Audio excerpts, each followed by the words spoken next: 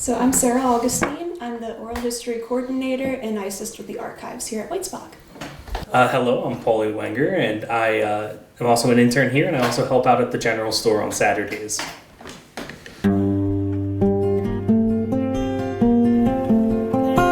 So this is Harvesting Stories. It's an oral history project that focuses in on people who lived, worked, played, volunteered, etc. at Whitesbog Village, and it also focuses on locals, other cranberry, blueberry farmers. So the intention is, just generally speaking, to preserve these stories, because oral history is both a microhistory and something that is totally unwritten. I mean, as the name suggests, there's no other way to tell it other than just verbally.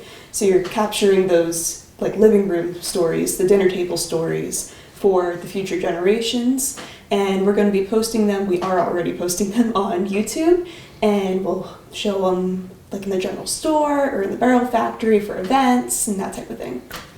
In addition to working on the videos, we also do transcriptions of our interviews so that we can have them down in writing in case anything were to happen to the videos themselves.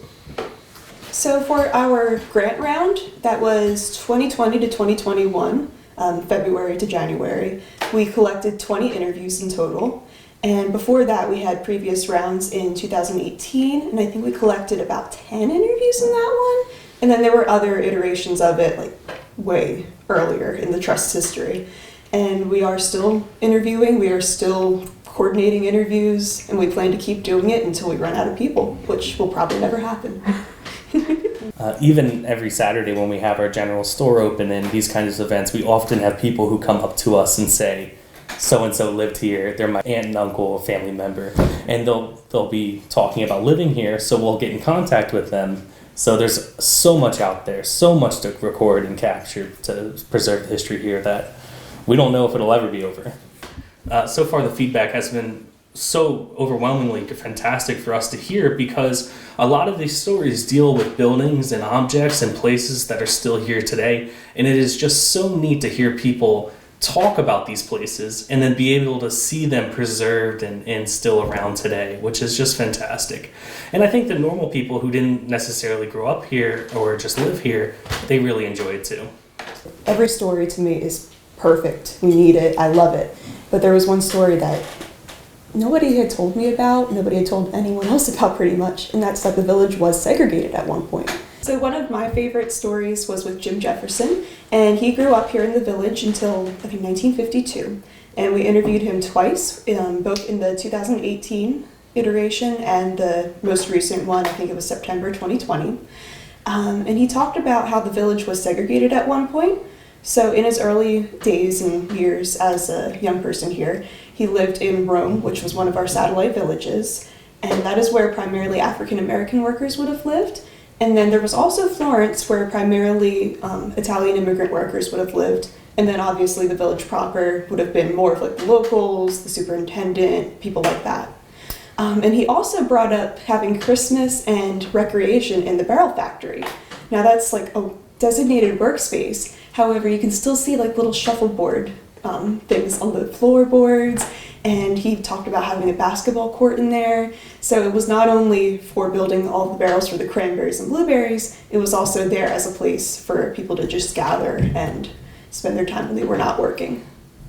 It was my first time hearing this story. It's probably written down somewhere. Somebody probably knew about it, but it just wasn't brought up necessarily. So I think it's very important that it was starting to be brought up and that we're now working it into each tour so that people now know about it. In addition to covering the history of just the town of Whitesbog and their history itself, we also cover the history of the organization that ran Whitesbog. And one of the oral history interviews we did was with a person who worked here in the 1990s, and she was from Ireland. And it was actually her first job in the United States, and she basically lived here pretty much by herself in the middle of the woods, dealing with all the critters and all these types of things. And it was just such a fantastic experience to hear her stories of working here as a 20-year-old and just enjoying that. We have Kiyomi Locker, who is our archivist and historian, and she did a lot of work with us. If it wasn't Polly or I there, she was there at the interviews, so she was there for probably 15 out of the 20. She came up with a lot of the questions, and she is like an amazing interviewer. Also, Allison Pearson, our executive director, she did a lot of the editing portion of it, working with our editor and all that stuff. And then just like our board members, our volunteers, all of the interviewees, they all played a major part in this, whether they were physically there or not. I think it feels fantastic. It's really nice to know that other people find the stuff that we're learning and, finding out to be just as interesting as we do. And we've said it before, there's just so many stories, whether it's the Jim Jefferson or other people that we interview, that we could just fill up entire, hard drives full of data that people will love. So getting this award has been fantastic, and we hope it encourages other people to check out the interviews and see what's inside. And to expand on what Polly had said, it's also kind of like a marker that it's actually getting out to the public how we intend. People are seeing it, they're making an impression with it, and it's resonating with them. Great.